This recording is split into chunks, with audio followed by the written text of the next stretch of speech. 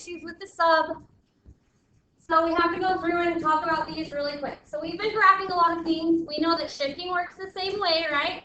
We know that anything added in the parentheses or in the absolute values or under the root, anything added with your x, you'll shift left and right and you'll go opposite of the sign. That works for all functions.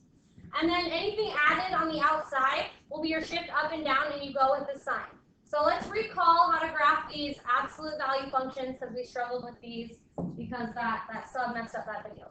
Okay, so let's look at this first example here. F of x is equal to -2 times the absolute value of x minus 3 plus 4. Now the first thing you have to think in your mind is absolute value functions are sharp B's. Sharp B's. So first of all, let's do our shift. Shift works the same for all functions. And where's my shift left and right? Good, right 3. You go the opposite of what is added with your x. Did that have anything to do with the x? Garrett, you answer this because you're the one who I'm asking this for. Did the shift right 3, did it have anything to do with looking at the x? No, right? We're just looking at what's added with the x. So we know we're going right 3. And then what's our shift up and down? Up 4. So we're going right 3 from the origin and up 4. There's my starting point. Question on how I got my starting point. Okay, now you have to know though, with absolute value functions, it's a sharp V and it has a slope, not an acceleration. So really this is easier. We're graphing the slope on both sides. So our slope is -2. Well remember, slope works like this. Rise over what? Run. Okay, so really -2, guys, is the same thing as -2 over 1. So our slope is going to be down 2 from the starting point, down 1, 2, and then over 1. Down 1, 2, over 1. Down 1, 2, over 1. Down 1, 2, over 1. Down 1, 2, over 1. Down 1, 2, over 1. Now we have to do it on both sides. It's a sharp V. So we're going down 1, 2, over 1. Down 1, 2, over 1. Down 1, 2, over 1. 1, 2, over 1. And continuing this process. And now we can draw in our sharp V. Okay, questions on that? Not too hard, yeah, but you didn't need to know what you're doing. All right, let's do this other one. Where's my shift left and right? Left 1. So left 1. And then what are we doing after that? Down 2. Questions on that, ask if you have it. So I'm going from the origin, left 1, and down 1, 2. There's my starting point. Then we graph our slope. Oh, some people are like, well, there's not a slope, but there is always a number if there's nothing there that we know it goes without being said that's there. What number's out in front? 1. So 1 is the same thing as 1 over 1. So it's positive 1, so we're going to be doing rise over run, so up 1 over 1. Up 1 over 1. It's a slope. Up 1 over 1. If this was an acceleration, we wouldn't do this. Up 1 over 1. Up 1 over 1. And continuing this process. Up 1 over 1 on both sides.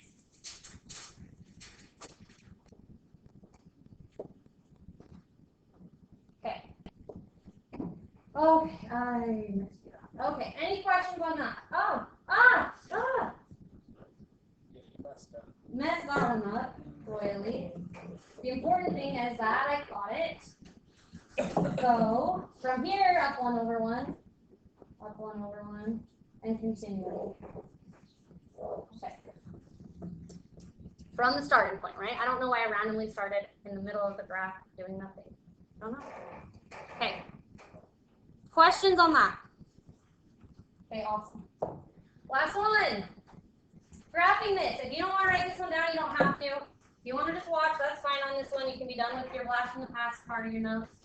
So, where's my shift left and right?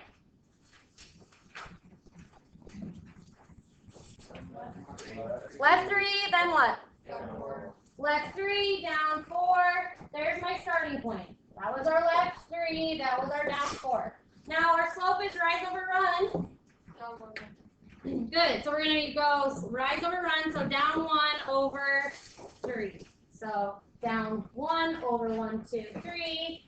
down 1 over 1, 2, 3, down 1 over 1, 2, 3, down 1 over 1, 2, 3. On both sides is a sharp V, so down 1 over 1, 2, 3, down 1 over 1, 2, 3.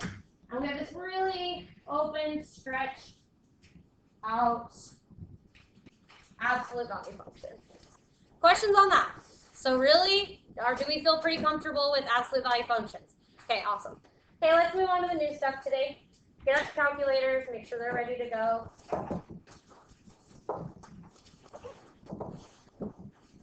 Okay.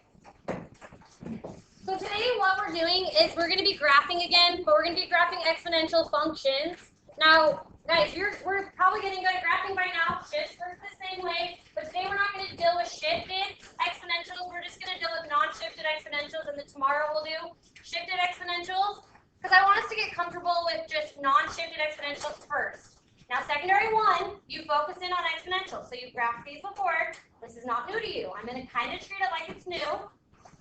So bear with me here. So we're graphing exponentials. So we have two types of exponential functions, exponential growth and exponential decay. Now these functions are called exponential because they're getting exponentially larger by a certain value. So everybody look up here. This blue function is exponential growth. Notice it started really small and it got exponentially larger.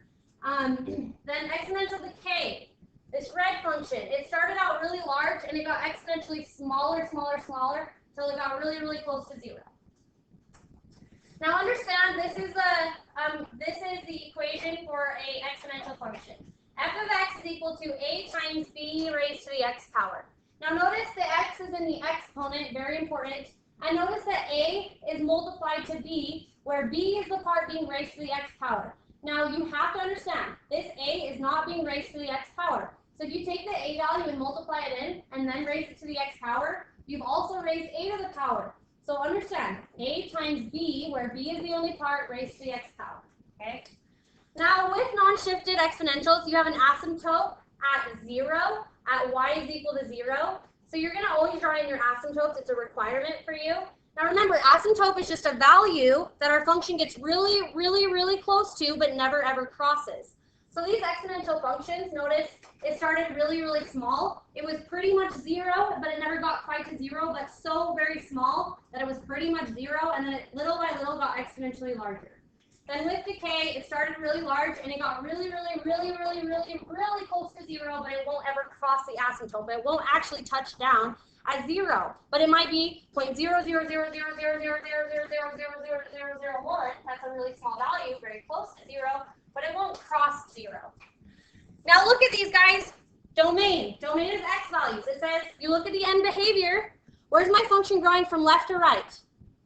With both of these exponential functions. Where's my function going to the left? X values, guys. Negative infinity. And where's it growing to the right?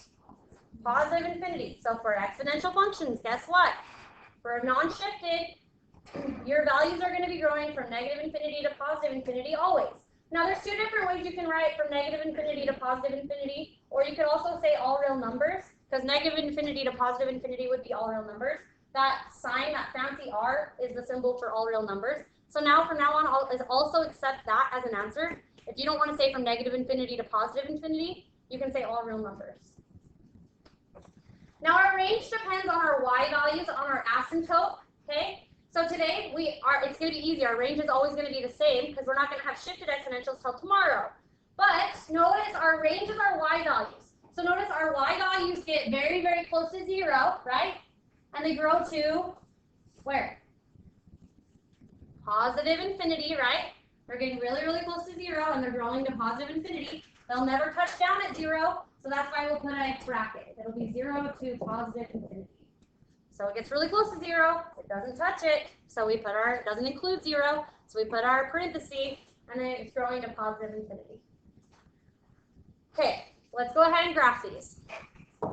Oh, actually first, we don't even know what these things are. Okay, so in f of x is equal to a times b raised to the x, you have to know what the things are. So a is the initial value, the starting point.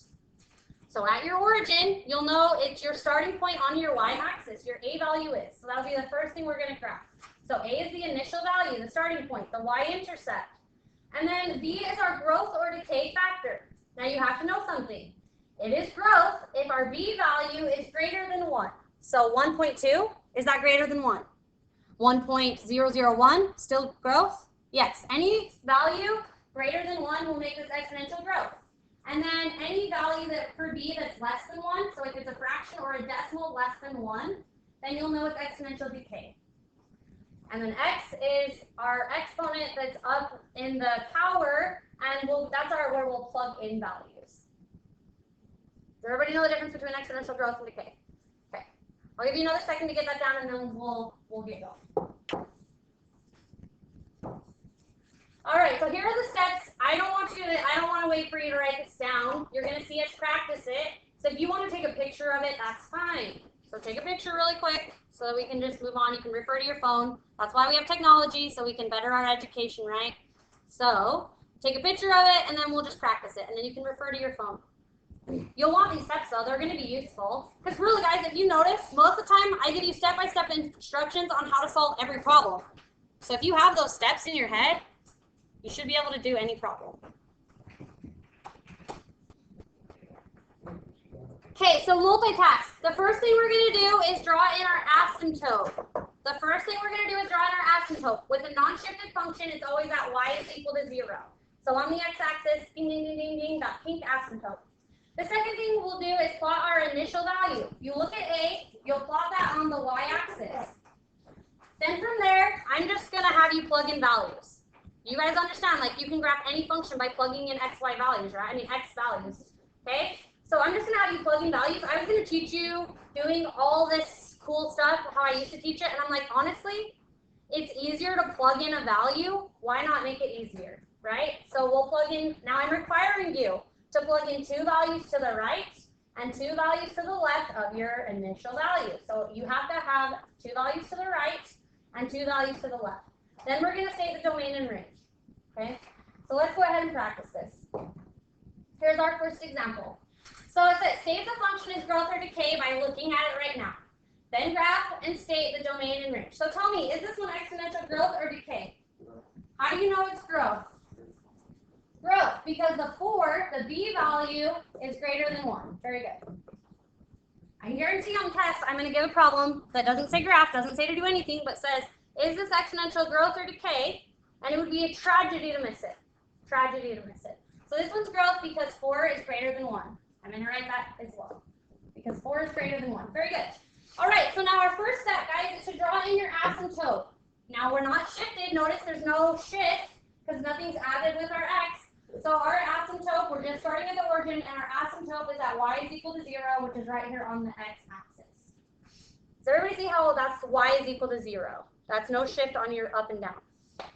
Awesome. All right, so we've done our first step. Second step is to plot the initial value. This is the easiest part. What's your initial value? 2. It's your A value. So our initial value is 2. So start at the origin and go up 2, and I plotted my initial value. Questions? We're honestly almost done. All we have to do is plug in 2 values to the right of that. So 2 values to the right and 2 values to the left. So I'm just going to have you make an XY chart. Because honestly, it's easier just to plug in values than for me to teach you the way I was going to teach you. So if we plug in, now 2 values to the right would be x is equal to 1 and 2, right? So positive 1 and 2. And then 2 values to the left would be x is equal to negative 1 and negative 2. Is everybody following me? So I could have put this in order. I could have done negative 1, negative 2, and then 1 and 2. And then if we plugged in 0, I promise we would get 2 as our value. You could test it. All right, so let's plug them in. So you guys help me out so we can get through this way quicker. Plug it in. Go like this with your calculators. Quickly, I'll teach you. So everybody type it in like this. You've got to type it in correctly.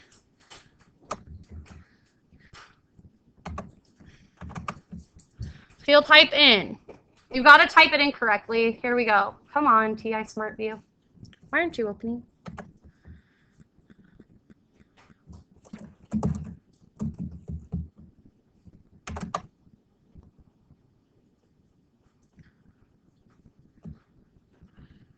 Why does anybody a computer genius? How do you it's open but not recognizing that it's open?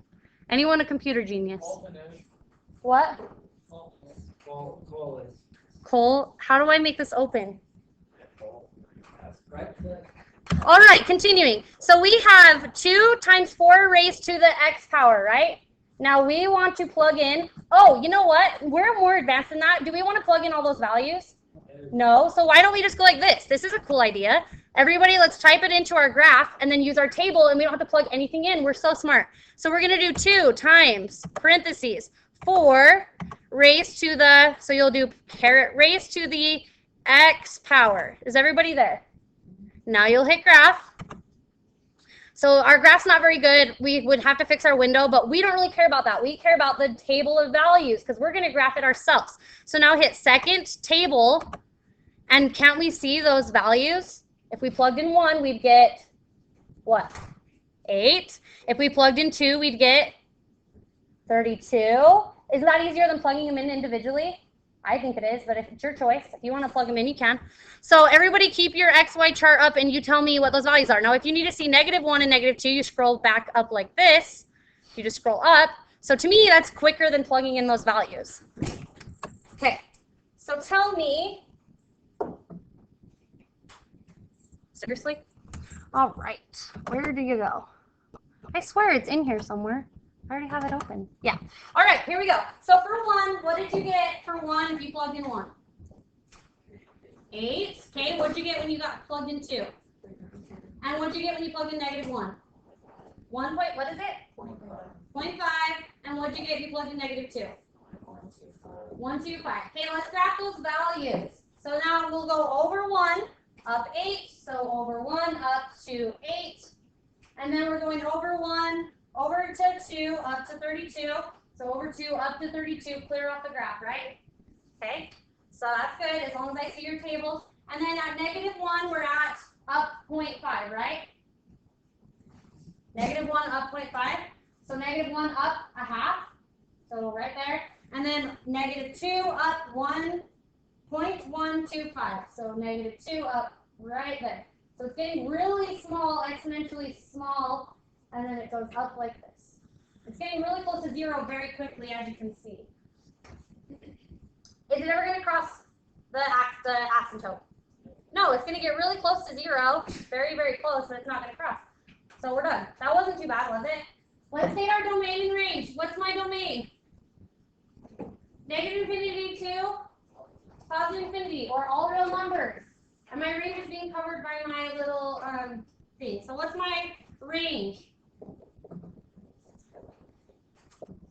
What's my range?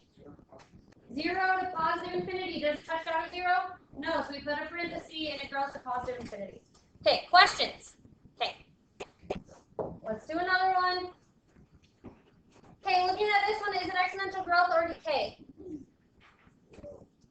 Growth or decay? Decay. Why is it decay? Decay, because you look at your b value, it's 1/2, and 1/2 is less than 1. So we know right off this is exponential decay. All right, so now where's my asymptote? Non-shifted. At 0.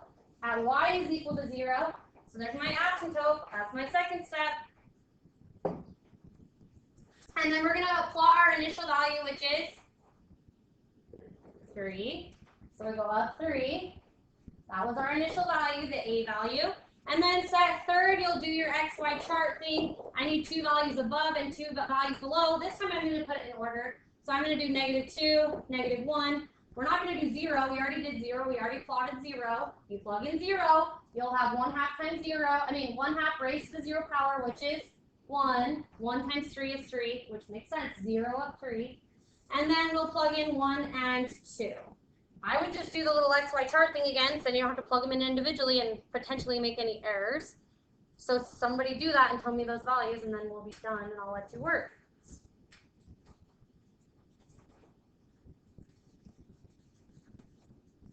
So do that. You shall practice.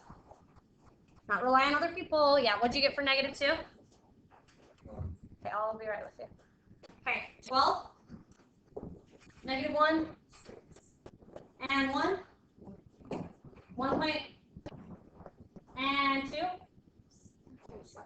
0.75. Okay, let's graph those values. So I'm going to -2 up to 12, right? So -2 up to 12, so up here. And then -1 up to 6, so -1 up to 6. And then we're going over 1 up 1.5. So over 1 up 1.5. And then over to 2, over 2 up 0.75. So over 2 up 0.75. So this is getting exponentially smaller. And it's never going to cross the asymptote. Everybody see how I did that? Okay. Domain. What's my domain? Where's it growing from left to right? It does not matter how far up and down. Where's it growing from left to right? Negative infinity to positive infinity. So we have all real numbers. Our range is our y values. Where's it getting really close to? What value? And it's growing positive infinity. Very good. All right. Doesn't include 0. All right. You feel pretty confident. You're all okay. Okay. Awesome. I was going to do one more, but if you feel confident, then we'll let you go. But look at this one really quick. I won't go through the whole thing. Where is, first of all, I won't go through the whole thing, but where is my y-intercept on this one? -5. Very good. So this one's going to look a little different. Do I need to go through it, or do you feel like you just do the same process and you're going to be right? You're right, going to be right on. Okay. Awesome. Okay. Your range on this one will be different, though, so you'll have to look with your eyes and see where's your function growing from up to down. Do you feel pretty confident still? Okay. Then I'll let you work. Problems 1 through 10, go. So now understand something. On our end of level test, on this test coming up, we're going to have a lot of story problems. Guys, this is secondary 3. Story problems are where math is applied in the real world. You're just going to see them this year. So you can't be scared of them and say, because I know students in the past, a lot of times when they're past math, they'll just skip the story problems and be able to get by. You won't be able to do that in this class. There's a lot of story problems. A lot of times, though, they're easier than the actual math problems if you know what you're doing. So if you pay attention to this next part, then you should be good. So we're going to take exponential growth and decay, and we're going to apply it in story problems, real-world usable problems. So once again, just a reminder, f of x is equal to a times b raised to the x. A is the initial value, the starting value, and b is our growth or decay factor. Now this is really important, just a reminder, you guys are doing good with this. If your b value is less than 1, then it's decay. Your b value is greater than 1, it's growth. And then x is the time you put in. So that's what we're going to be plugging in, the amount of time that we're talking about. So here's our first problem. Okay? So we're going to do number 11 together. Okay. So it says a population of 1,236,000 grows at 1.3% per year for 10 years. It wants us to calculate that after 10 years. How much is going to be left after 10 years? So I'm going to calculate that. Now watch carefully, because there's not a formula. This is the formula. But you've got to plug this in using your brain correctly. Well, first of all, it's really not too bad. First of all, what's my initial value? What was it initially? How much was initially there? Okay, awesome. 1,236,000. So I'm going to plug that into my formula. I have f of x is equal to 1,236,000. That's my initial value. Questions on how I got my initial value? Now this next part, you've got to do it very carefully and correctly. Okay, now our growth or decay factor, that's the hardest part. Now understand something. If it's growth, it's got to be greater than 1, right? Okay, now think about it. If it's worth 100% of its value plus some, won't it be 100% plus whatever percent it's worth more, or it's going to grow? So you take 100%, and we're going to add, how much is it growing? 1.3%. It's worth its full amount, right? 100 plus some, 1.3 some. So add that up. What's 100% plus 1.3%? 101.3%. So I'm going to write that. Now, if you put that in as your growth factor, it's going to calculate it wrong. You have to put percents in as, you're right, it is that percent. You have to put it in as decimals, though. So now remember how percents work, guys. Pay attention carefully. If I want to know what 101.3% is in a decimal, You take the decimal and move it 2 places to the left. So I'm going to take the decimal, move it 1, 2. So this will be 1.013. So that's what I'm plugging in as my growth factor. That is greater than 1. So 1.013. Close my parentheses and then raise to the t or x. It doesn't matter what variable you use. I'm just going to put t because it's time. And now that's the equation, f of t. So now we're going to plug it in for how long? 10 years. So that's the time spent put in. So 1, 2, 3, 6, 0, 0 times 1.013 raised to the 10th power. You'll just type it in your calculator at this point. So you'll type in 1,2,3,6,0,0,0 times by 1.013, close your parentheses, raised to the, I would put the 10 in parentheses as well to be safe. Just to be safe.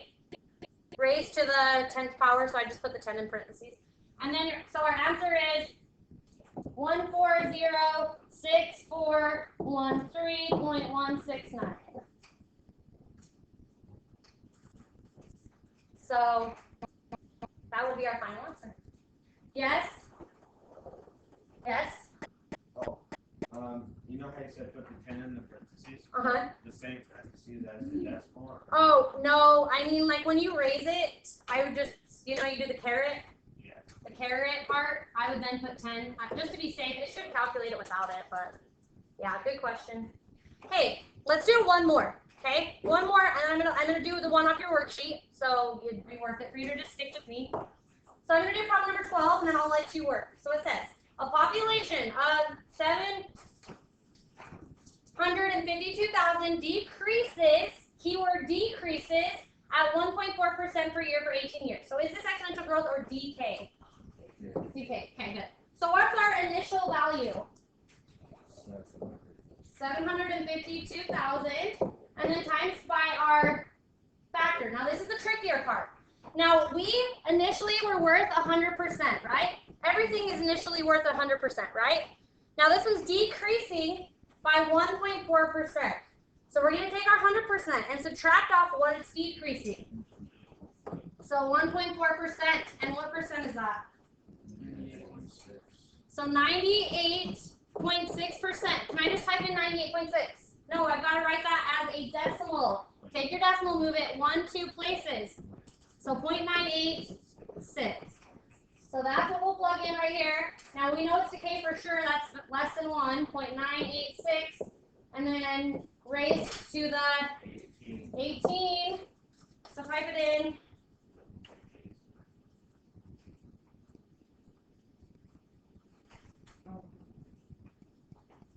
If it was asked for days, then we would do 18 times 365, right? And plug in days. But since it says per year for 18 years, so we're sticking with years. Does that make sense? Okay. Yeah, that was a good question. 0.986 raised to the 18th power, and we get 583,448.207. So 583,448.207. Now notice, it initially was at this larger value. Now it's smaller. Interesting, but I mean, it makes sense. Your problems will make sense, right? It got smaller, which it was decay, thus it got smaller. Okay, if you feel comfortable with those, they're not hard. On the test, you'll have to know how to do them. You'll have to know that you're going to be plugging in. I'm not going to say use this formula. You're going to know that. But really, I mean, it shouldn't be too bad. Okay. All right, so now you can finish up the worksheet. That's all we're learning today. You guys did awesome. Keep it up. Work till the end of the hour. You could honestly finish and not have homework, but it's really a choice, so you choose the right.